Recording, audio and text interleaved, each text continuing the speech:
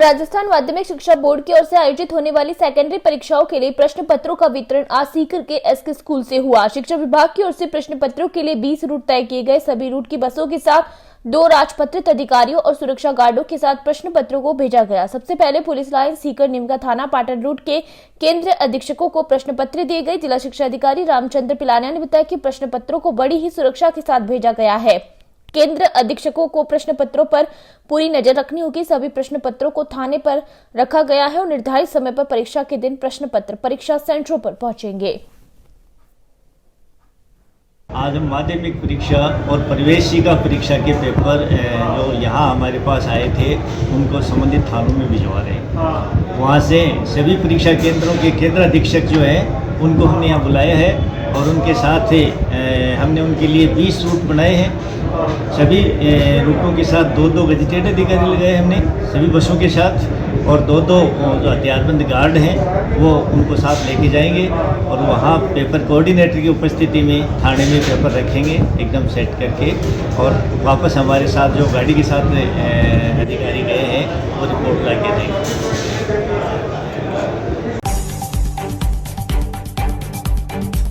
दो देशव्यापी दिवसीय बैंकों की हड़ताल के चलते आज सीकर में भी सार्वजनिक क्षेत्र के बैंकों के साथ ग्रामीण बैंकों के अधिकारी व कर्मचारी हड़ताल पर रहे। अपने विभिन्न मांगों को लेकर उन्होंने कलेक्ट्रेट पर प्रदर्शन किया। बैंक कर्मचारियों ने प्रदर्शन के दौरान बैंकों में हो रहे निजीकरण को बंद करने, श्रम कानूनों को वापस लेने और बैंकों में नई भर्तियां खोलने की मांग की। केंद्रीय श्रमिक संगठनों एवं स्वतंत्र ट्रेड यूनियन द्वारा 2 दिवसीय राष्ट्रव्यापी हड़ताल के तहत आज सीकर जिले के कई कस्बों में बैंक कर्मचारियों ने प्रदर्शन कर अपना विरोध जताया। देश भर के बैंक कर्मचारी अपने राष्ट्रीय स्तर की मांगों के लिए 2 दिवसीय हड़ताल की जा रही है, जिसमें सीकर जिले के अंदर भी राष्ट्रीय बैंक और उसके साथ में सभी ग्रामीण बैंकों की आज हड़ताल है। और इस हड़ताल से सीकर जिले के अंदर लगभग 1000 से भी अधिक करोड़ रुपए का नुकसान होगा। हमारी मुख्य मांगे हैं निजीकरण का विरोध कर रहे हैं हम। भारत सरकार अंधाधुंध निजीकरण किया जा रहा है उसका विरोध, और जो भारत सरकार ने 4 श्रम कानूनों में संशोधन किया है उन काले कानूनों को वापस लिया जाए, और हमारे जो बैंकों के अंदर नई भर्ती पे रोक लगा रखी है, हमारी मांग है कि नई भर्ती की जाए। सभी कर्मचारियों की सुरक्षा की गारंटी होनी चाहिए, और जो दैनिक कर्मचारी हैं, दैनिक मजदूर के कर्मचारी हैं, उनको न्यूनतम मजदूरी दी जानी चाहिए।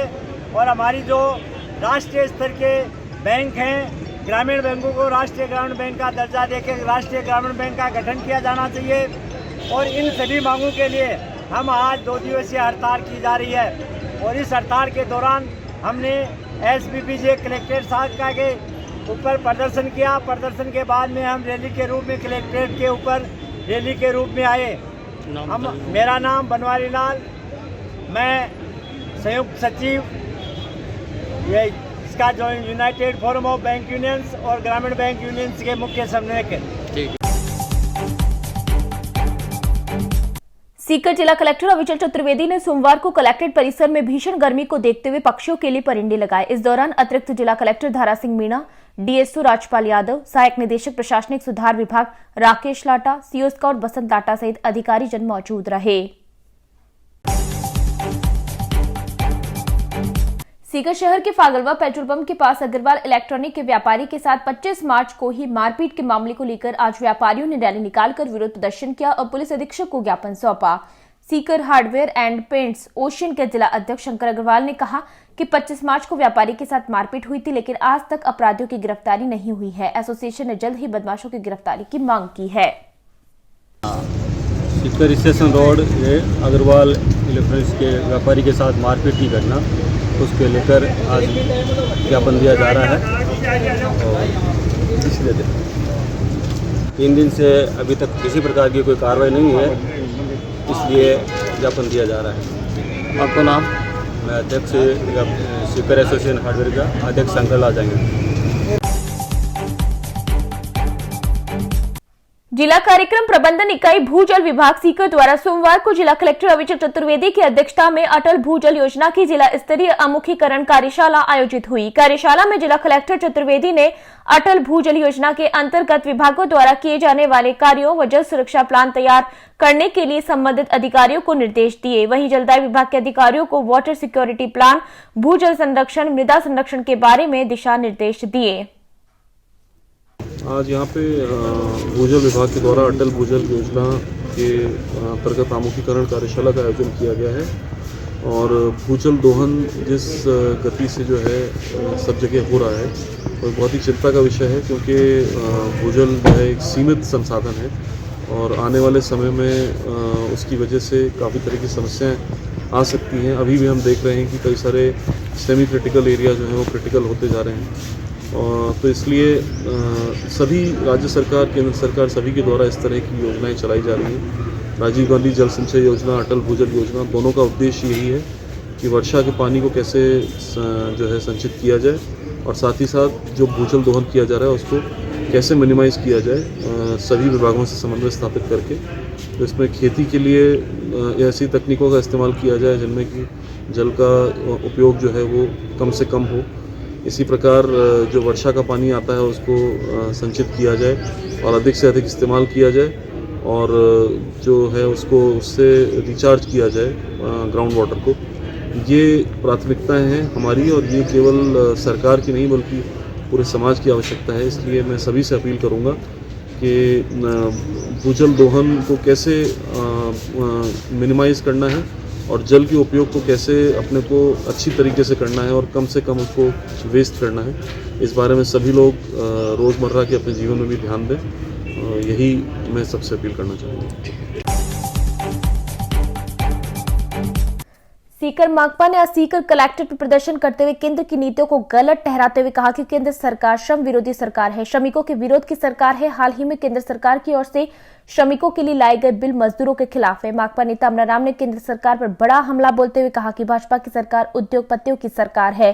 तीनों कृषि कानून वापस लेने के बाद भी हुआ समझौता अभी तक लागू नहीं किया गया है। लगातार महंगाई बढ़ती जा रही है। आसमान छूती महंगाई आमजन को प्रभावित कर रही है। जनता महंगाई से त्रस्त है।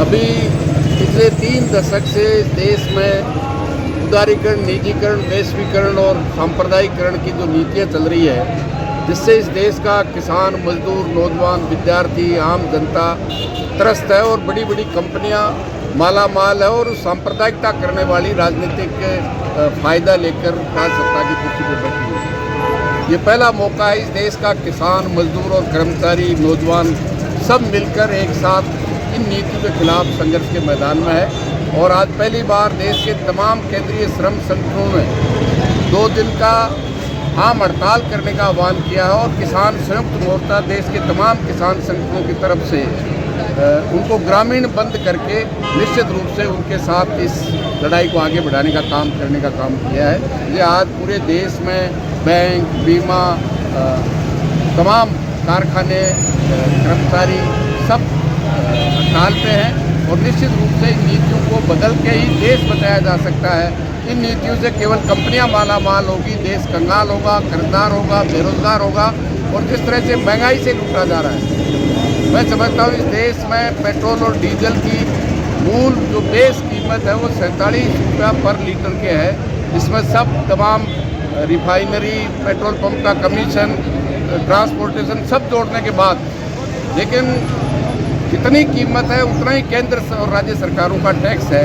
इससे बड़ी लूट नहीं हो सकती। कीमत से दुगुना टैक्स केंद्र और राज्य सरकारों का और जिसका निश्चित रूप से पेट्रोल डीजल महंगा होगा तो आम जनता की आवश्यकता के वस्तुएं उसी रूप में महंगी होगी। और आज तमाम जो महंगाई से त्रस्त हो रहे हैं, एक LPG का सिलेंडर जो 300 में आता था वो 1000 में है, तो 50-60 रुपये में डीजल और पेट्रोल का आज 2 को पार कर रहा है।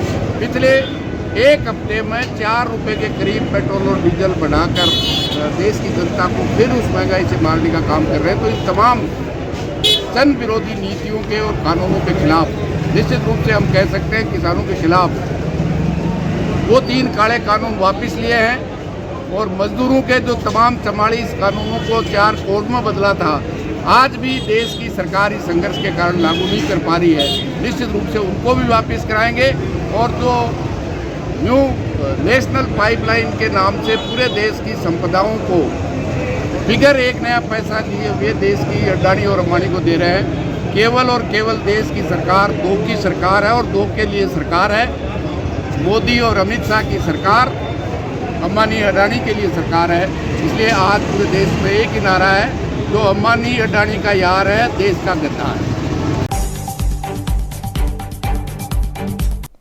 कांवड़ कस्बे में सीकर जिले का सबसे चर्चित अतिक्रमण हटाओ मामला एक बार फिर चरम पर है। सोमवार को अतिक्रमण हटाओ संघर्ष समिति के नेतृत्व में ग्रामीणों ने खंडेला एसडीएम व जिला कलेक्टर सीकर को ज्ञापन देकर हाईकोर्ट के अतिक्रमण हटाए जाने के आदेश की त्वरित पालना करने की मांग की गई।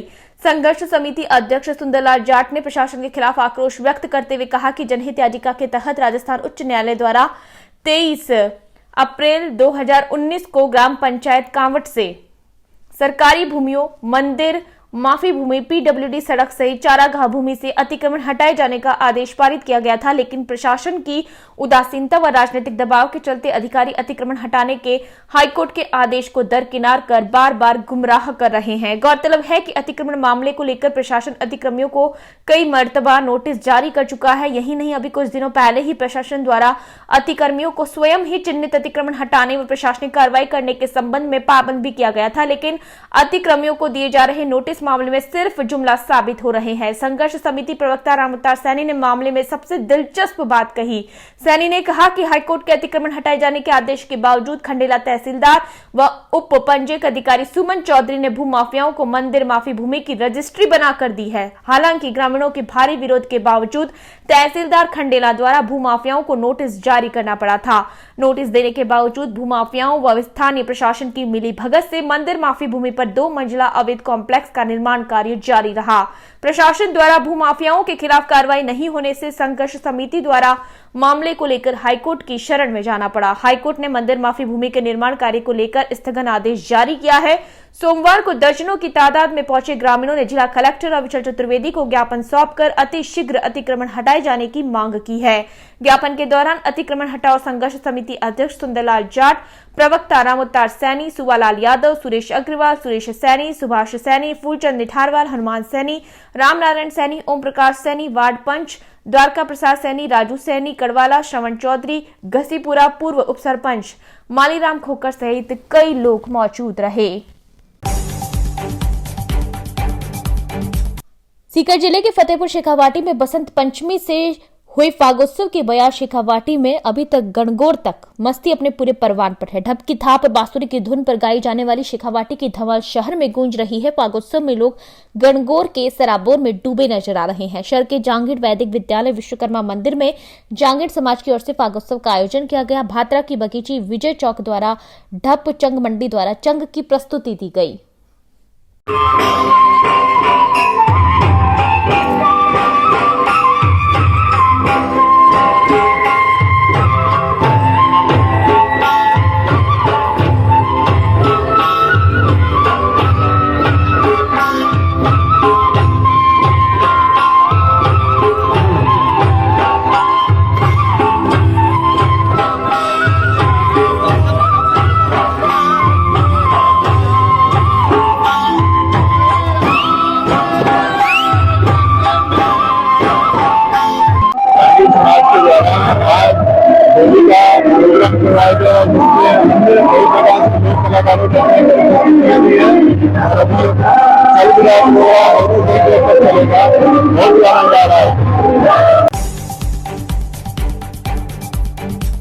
पिछले दिनों नगर परिषद सभापति के द्वारा की गई प्रेस कॉन्फ्रेंस में पूर्व जिला प्रमुख हरलाल सहारण को कथित रूप से दिए गए प्रश्नों के बारे में गलत जानकारी देने के विरोध में आज उप नेता प्रतिपक्ष राजेंद्र राठौड़ के आवास पर पूर्व जिला प्रमुख हरलाल सहारण, पूर्व जिला अध्यक्ष बसंत शर्मा, प्रदीप चंद्र, नगर परिषद में नेता प्रतिपक्ष विमला गढ़वाल, मंडल अध्यक्ष सुरेश सारस्वत ने प्रेस कॉन्फ्रेंस की। इसमें बोलते हुए पूर्व जिला प्रमुख हरलाल सहारण ने कहा कि सभापति इस झूठी जानकारी के लिए सार्वजनिक रूप से माफी मांगे। उन्होंने कहा कि सभापति के द्वारा इन पट्टों के देने की बात करना सरासर झूठ है। केवल मात्र 2 पट्टे जारी किए गए हैं जिनकी राशि जमा करवा दी गई है। इस प्रेस वार्ता में आप सब आए, आपका बहुत बहुत धन्यवाद।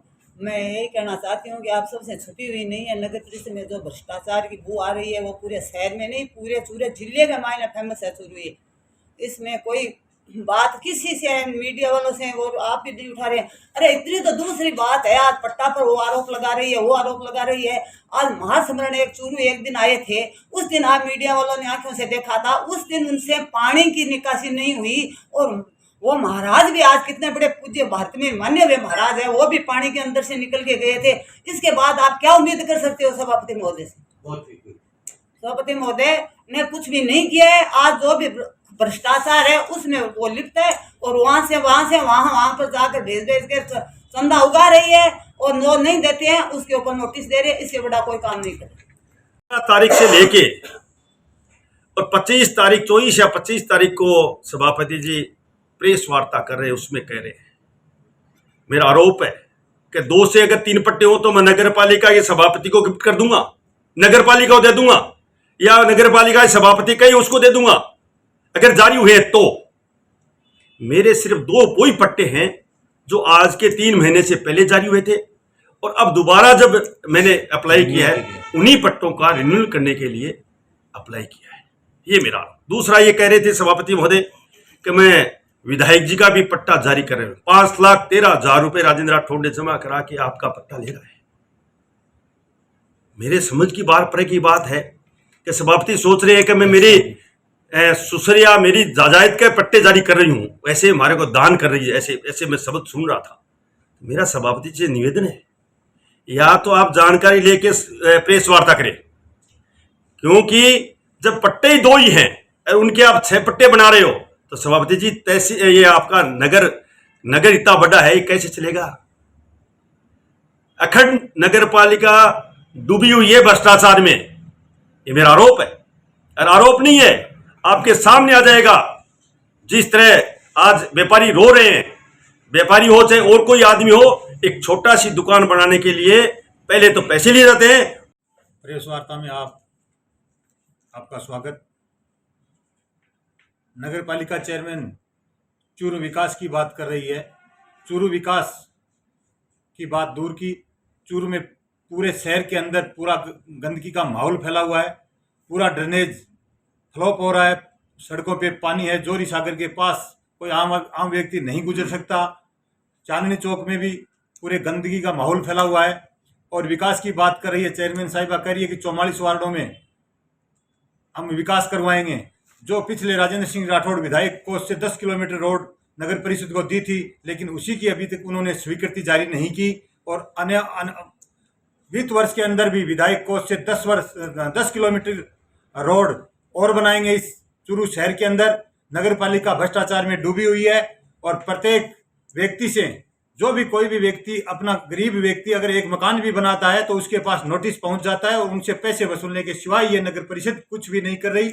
और मेरा तो आरोप है कि जो भी व्यक्ति अपना एक छत ढकने के लिए एक मकान बनाता है, उनके पास से भी पैसे वसूले जाते हैं, और उनको नोटिस जारी किया जाता है और उसको प्रताड़ित किया जाता है। और इस चूरू की जनता त्राई मचा रखी है। विकास के नाम पर नगर पालिका 0 है। धन्यवाद।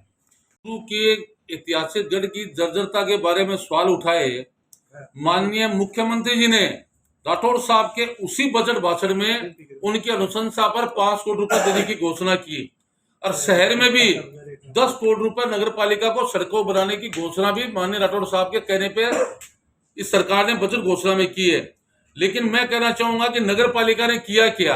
अभी पहले दिन, कुछ ही दिन की बात है, पुराने बस स्टैंड के पास थड़ियों को उठाने के लिए सभापति के प्रतिनिधि वहां पहुंच जाते हैं, कहते हैं कि उनको आप ये यहाँ से छड़ी उठाओ। और जबकि 3 साल पहले नगर परिषद ने दीनदयाल उपाध्याय शहरी आजीविका मिशन के तहत उनको स्थायी एक पत्र दिया था कि यहाँ पे आप शहर शुल्क वहां रह सकते हो। एक जमीन हड़पने के लिए सारे कृत्य किए जा रहे। चूरू नगर परिषद में सभापति ने सिर्फ भ्रष्टाचार, अवैध निर्माणों पर रोक नहीं लगाई, पैसे खा के मकानों पर परमिशन देना, जो मकान बना रहे हैं उन्हें परमिशन नहीं देना, ये इतना अंधेरा बना है। सफाई व्यवस्था है ही नहीं शहर में, पूरा शहर गंदगी का सड़ा पड़ा है। रोजाना इनके कर्मचारी हड़ताल करते हैं, यही मुझे कहना है। चूरू जिले में आज 28 मार्च को सत्र 2022 को होने वाली बोर्ड परीक्षा के पेपरों का वितरण चूरू ट्रेजरी से किया गया। जिले में कुल 231 परीक्षा केंद्रों पर होने वाली 10वीं के पेपरों का वितरण किया गया। जिला शिक्षा अधिकारी निशार अहमद के निर्देशन में बागला स्कूल के शिक्षकों ने इस वितरण को सफलता अंजाम दिया। बागला स्कूल के प्रधानाचार्य महेश कुमार सोनी ने बताया कि कुल 15 ट्रिप्स के जरिए पेपर पूरे जिले के परीक्षा केंद्र पर भेजे गए। पेपर वितरण में रामकुमार खीचड़, भगवानाराम सहारण, अमर सिंह कसवा, नंदलाल, प्रेम सिंह इंदा, देवकरण प्रजापत, राजेंद्र पुनिया, रमेश कुमार पुनिया, नितेश कुमार आदि ने पेपर वितरण में सहयोग किया। जिला शिक्षा अधिकारी चूरू आज चूरू जिले के माध्यमिक परीक्षा से संबंधित पेपर दिए जा रहे हैं ट्रेजरी से। 31 तारीख से परीक्षाएं शुरू हुई। 15 ट्रिप के अंदर 231 केंद्रों को आज पेपर दिए जा रहे हैं। इनके साथ सुरक्षा गार्ड भी है और सभी केंद्राधीक्षक और अतिरिक्त केंद्राधीक्षक पेपर लेने के लिए उपस्थित हैं। आपका नाम? 10 नंबर। मैं निशार अहमद खान, जिला शिक्षा अधिकारी माध्यमिक चूरू।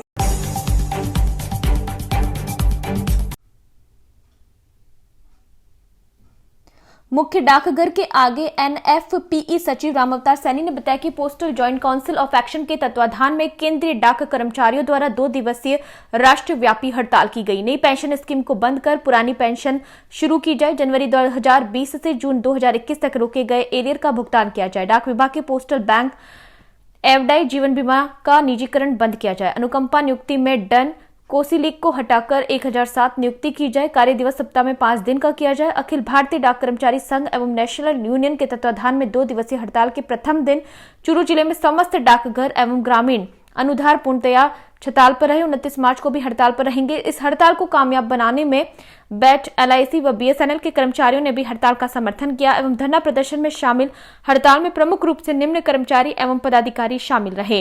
एनएफपीई सचिव रामअवतार सैनी, राष्ट्रीय यूथ सचिव सज्जन सिंह, सचिव दुर्गाराम पट्टीर, बड़दी चंद, खेमचंद, अमरचंद सोनी, गुलाम हुसैन सोलंकी, लक्ष्मी नारायण, पवन चौधरी, महेश मीणा, अमरचंद, प्यारेलाल मील व रतनलाल शर्मा, बैंक यूनियन के जयंत परिहार, पंकज मार्ग, मुकेश शर्मा, बीएसएनएल के भंवरलाल सैनी, जयसिंह व मोहन सिंह आदि ने विरोध प्रदर्शन किया। आज पूरे देशव्यापी जो हड़ताल हो रही है उसमें हम जो कर्मचारी हैं हड़ताल में बैठे, हमारी जो मांगे हैं, सबसे मुख्य जो मांग है उसमें से ये है कि जो पुरानी पेंशन है उसे बहाल की जाए, जो और भी बहुत सारे स्टेटों में लागू कर दी गई है। हमारी जो मांगे है उस पर कोई ध्यान नहीं दिया जा रहा है। तो सबसे पहले मांग है कि पुरानी पेंशन है बहाल की जाए। दूसरी बात, जो कोविड काल में जो डी रोका गया था उस पर उसका अभी तक भुगतान नहीं किया गया है। वो भी काफ़ी दिनों से लंबी चल रहा है, उस पर चर्चाएँ होती रहती हैं, मगर उसका भुगतान नहीं किया गया, उसका भुगतान किया जाए। उसके बाद हमारे जो साथी जीडीएस कर्मचारी हैं, उनके नियमितीकरण की मांग भी जोर शोर से चल रही है, लगातार काफ़ी ये सालों से चली आ रही है। तो हमारी ये मांग है कि उनको ये नियमितीकरण किया जाए। और दूसरी बात, हमारी जो है ग्रेड पे का जो भुगतान है वो बढ़ाने की बात चल रही है। दूसरी बात, लगातार सरकार जो निजीकरण कर रही है, तो ये सरकार से मांग आपके माध्यम से कि निजीकरण की जो है प्रक्रिया चलाई जाए, ये तुरंत प्रभाव से बंद किया जाए। जिन भी उपक्रमों का निजीकरण किया जा रहा है उन्हें बंद किया जाए। और दूसरी बात, ये नए ये लगा रहे, ये लिस्टें जारी कर रहे हैं, वो लिस्टें जारी कर रहे हैं, निजीकरण में ये उपक्रमों का नाम आ रहा है, ये बंद किया जाए। और जो यथावत जो चल रही है सरकारी योजना चल रही है उसी तरह से उनका ये चलती रहे।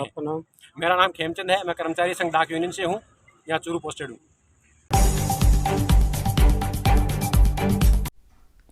उदयपुर जिले स्लम्बर क्षेत्र की प्रसिद्ध धाम मेवल की महारानी इडाना माता ने आज अग्नि स्नान किया। माना जाता है कि मां अग्नि स्नान स्वतः करती है। मां पर जो ऊपर चढ़ावा होता है, चुनरिया, सब जलकर भस्म हो जाती है। खास बात यह है कि मां के हाथों की चूड़ियां नहीं जलती। ये मां की खास विशेषता है। बताया जाता है कि मां पहले हर हफ्ते के तीसरे हफ्ते अग्नि स्नान करती थी, लेकिन अब कोई समय नहीं है, अग्नि स्नान कभी भी होता। अब की बार करीब 1 साल के बाद यह स्नान हुआ है। यहाँ पर हजारों की संख्या में श्रद्धालु मां के दरबार में दर्शन के लिए आते हैं। हर प्रकार की मनोकामना पूर्ण होती है। दूर दराज हर राज्य से मां के दरबार में श्रद्धालु आते हैं।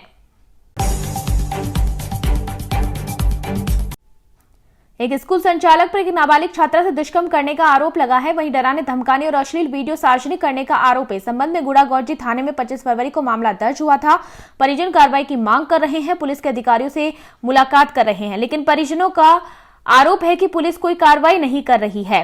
गुड़ागौटी थाना इलाके के दुड़िया गांव की निजी स्कूल दुड़िया के स्कूल संचालक पर आरोप लगा है। सहयोग करने में स्कूल के ही टीचर उमेद व अध्यापिका पूनम पर भी आरोप लगाया गया है। 15 साल की बालिका ने रिपोर्ट में बताया है कि स्कूल में छेड़छाड़ करते थे। एफआईआर के अनुसार 7 फरवरी 2022 को रात करीब 11 बजे अध्यापक और अध्यापिका उसको गाड़ी में बैठाकर ले गए। इसके बाद उसको इंजेक्शन लगा दिया गया। रिपोर्ट में बताया गया कि बालिका से दुष्कर्म किया गया। इस दौरान उसके अश्लील वीडियो और फोटो बना ली गई। इसके बाद बालिका को बदनाम करने की धमकी देने लगे। वीडियो और फोटो सार्वजनिक करने की धमकी देकर लगातार दुष्कर्म किया गया। रिपोर्ट के अनुसार 19 फरवरी 2022 की रात करीब 9 बजे स्कूल संचालक जयराज सिंह, उमेद, पूनम व अन्य 2-3 लोग उसके घर पर गाड़ी लेकर आए। उसके घर से ले जाने लगे। नाबालिग ने शोर मचाया तो घर वाले आ गए। घर वालों के आने के कारण सभी लोग मौके से फरार हो गए। रिपोर्ट में पीड़ित बालिका ने आरोप लगाया है कि अध्यापिका पूनम उसको नींद की गोलियां देती थी। ये गोलियां घर में परिजनों को देने के लिए कहती। अध्यापिका ने उसको जबरदस्ती एक मोबाइल फोन भी दे रखा था। इस नंबर पर अध्यापिका पूनम रोज नए नंबरों से फोन करती थी। कहती थी कि अगर किसी को कुछ बताया तो अंजाम बुरा होगा। उसको धमकी भी देती थी। वहीं परिवार ने बताया अगर सुनवाई नहीं होती है तो जन आंदोलन किया जाएगा। विद्यालय कक्षा 10 की छात्राओं मेरे साथ स्कूल संचालक जयराज सिंह, अध्यापक उमेद, उन्होंने मेरे साथ गलत काम किया और उनकी सहयोगी है पूनम और पूनम मैडम ने मेरा संपर्क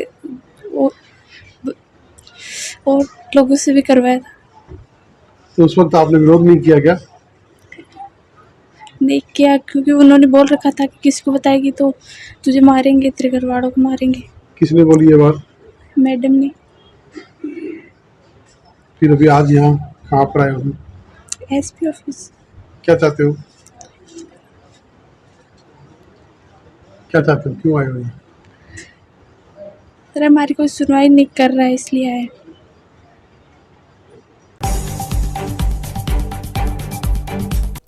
पर्यटन विभाग राजस्थान, जिला प्रशासन सीकर एवं नगर पालिका द्वारा 30 मार्च राजस्थान दिवस के उपलक्ष्य में कार्यक्रम का आयोजन होगा, जिसके तहत अनेक राजस्थानी संस्कृति से जुड़े कार्यक्रमों का आयोजन हो रहा है। कार्यक्रम में समय नहीं रहने के कारण जहां आनन फानन में नगर पालिका के कर्मचारी घड़वा जोहड़े की सफाई में जुटे हैं, तो राजकीय नेवटिया स्कूल के बच्चों से घड़वे जोहड़े पर पुताई करवाई जा रही है, जिसके तहत भरतिया हवेली से रन फॉर फतेहपुर कार्यक्रम का आयोजन होगा। घड़वा जोड़े में प्रदर्शनी एवं लोक कलाकारों का प्रदर्शन, चंग ढप नृत्य एवं सीमा मिश्रा दल की प्रस्तुति, होटल हवेली में कार्यक्रम का आयोजन होगा। कार्यक्रम में राजस्थान की स्वर कोकिला सीमा मिश्रा भी अपनी प्रस्तुति देगी। कार्यक्रम में अधिकारी व जनप्रतिनिधि शिरकत करेंगे। नगर पालिका के कर्मचारी घड़वा जोड़े की सफाई में लगे हैं। राजकीय नेवटिया स्कूल के स्कूली बच्चे घड़वा जोड़े की दीवार की पुताई में जुटे हैं। और कब होगा ये? जैसा कि सभी को विदित है कि 30 मार्च को राजस्थान दिवस का आयोजन पूरे प्रदेश के स्तर पर किया जा रहा है। प्रदेश के साथ साथ राजस्थान पर्यटन विभाग द्वारा राज्य के सभी जिलों में राजस्थान दिवस का आयोजन किया जा रहा है, जिसमें लोक कलाकारों द्वारा प्रस्तुतियां दी जाएंगी। इसको एक नया टच प्रदान करते हुए जिला प्रशासन के सहयोग एवं नगर पालिका फतेहपुर के सहयोग से पहली बार फतेहपुर में ये कार्यक्रम आयोजित किया जा रहा है और इसमें रन फॉर फतेहपुर का आयोजन सुबह 7 बजे किया जाएगा। उसके बाद घड़वा जोड़े में लोक कलाकारों की प्रदर्शनी होगी और जो राज्य सरकार की जो भी योजनाएं हैं उसके बारे में लोगों को बताया जाएगा। साथ ही इवनिंग में जो अपनी शेखावाटी की एक बहुत ही सुंदर सांस्कृतिक पहचान है चंग ढप नृत्य धमाल, उसके साथ इस कार्यक्रम का शुरुआत की जाएगी और सीमा मिश्रा जो राजस्थान की स्वर कोकिला के नाम से फेमस है उसके द्वारा सांस्कृतिक संध्या में प्रस्तुति दी जाएगी। और साथ ही मेरी समस्त लोगों से ये अनुरोध है कि पर्यटन विभाग, राजस्थान सरकार, जिला प्रशासन एवं नगर पालिका फतेहपुर की तरफ से आयोजित राजस्थान दिवस के कार्यक्रम में सभी लोग होटल हवेली फतेहपुर में सादर आमंत्रित हैं। आप सभी आइए और इस कार्यक्रम को सफल बनाइए। अनु शर्मा, पर्यटन विभाग से सहायक निदेशक। विभाग के द्वारा कार्यक्रम है। जिला प्रशासन सीकर और पर्यटन विभाग राजस्थान तथा नगर पालिका फतेहपुर के द्वारा पहली बार फतेहपुर में राजस्थान दिवस का जो जिला स्तरीय कार्यक्रम है वो 30 मार्च 2022 को आयोजित किया जा रहा है। कार्यक्रम के लिए तैयारियां चल रही हैं, जैसा आप देख रहे हैं इसमें। मुख्यतः हमारा फोकस है जो 30 मार्च को जो कार्यक्रम हो रहा है उसमें एक तो रन फॉर फतेहपुर का इवेंट होगा सुबह सुबह, उसके बाद घड़वा जोहड़ में लोक कलाकारों की प्रदर्शनी और विभागीय स्टॉल लगेंगी जिसमें विभागीय योजनाओं की जानकारी आमजन को प्रदान की जाएगी। साथ ही साथ इवनिंग में एक सांस्कृतिक कार्यक्रम भी रखा गया है और इसके लिए हमारा फोकस यही है कि भाई जो हमारी जो सांस्कृतिक धरोहर है, जैसे ये घड़वा जोहड़ है, तो इसको हम लोग इसको और अच्छा बनाने का प्रयास कर रहे हैं अभी, क्योंकि समय हमारे पास बहुत कम है।